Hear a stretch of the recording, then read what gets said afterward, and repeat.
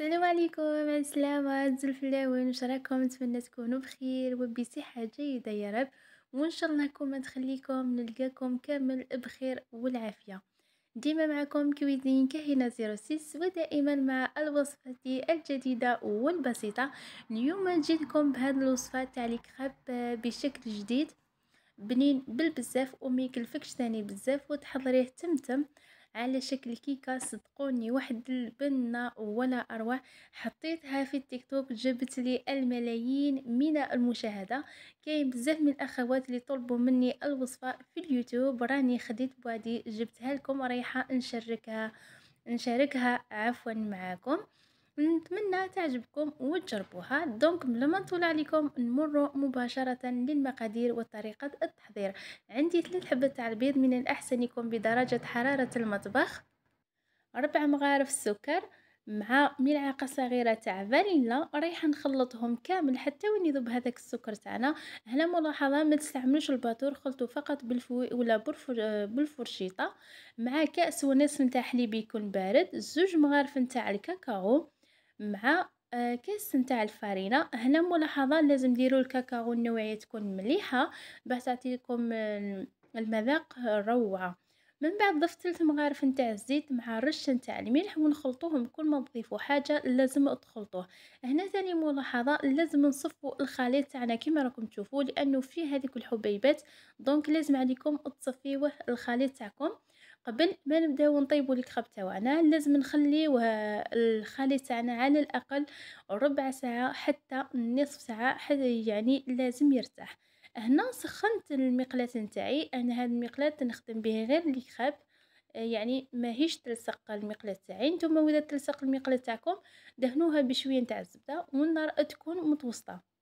رايحه نطيبهم كامل كما راكم تشوفون، نخليهم حتى وين يتحمروا، من بعد نقلبهم من جهه واحده اخرى ثاني يتحمروا. ها هي النتيجه بعد ما طابوا، خرجوا خفاف ما شاء الله. وصفه هذه ناجحه 100%.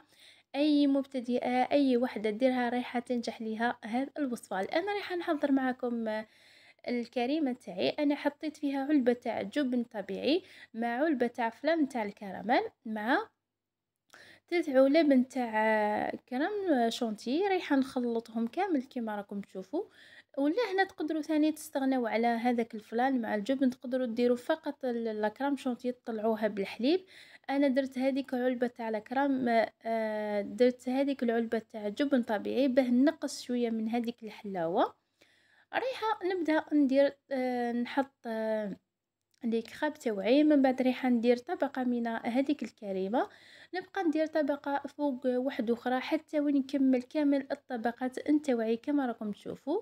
والطبقه الاخيره انا هنا درت الكراميل. انا هنا حضرته في الدار، درت لكم حصه او درت لكم وصفه عليه من قبل. شوفوا برك في الفيديو نتاعي هذوك القدم تصيبوا وصفه تاع الكراميل. رايحة نسقم السطح نتاعها كيما راكم تشوفوا. انا هنا خلاص كملت الكراب تاوعي او الكيكه نتاعي، يعني الشكل نتاعها جميل بالبزاف وما فيش كامل بزاف التكاليف. تحضريها ليه وشابه وبنينه. رايحه نقسمها معاكم نشوفوا النتيجه كيف خرجت. رايحه نبدا نقسم بسم الله. لازم كل ما تقسموا ولا كل ما تقطعوا الكيكه نتاعكم لازم تمسحوا هذاك السكين، نمسحوه بالطرشون يكون ناشف فوالا، ونقطعها بهذه الطريقه كما راكم تشوفوا. صدقوني يعني الشكل نتاعو جميل بالبزاف وما مسهله. المقادير تاعها تقريبا متوفره في كل بيت، تحضريها ليه ما فيهاش يعني بزاف التكاليف، والشكل نتاعها يجي جميل، والمنه نتاعها ما عندي ما نقولكم عليه. فوالا هذه هي وصفتنا لنهار اليوم، نتمنى تعجبكم وتجربوها، ونتلاقاو في حصه واحده اخرى ان شاء الله. مع السلامه.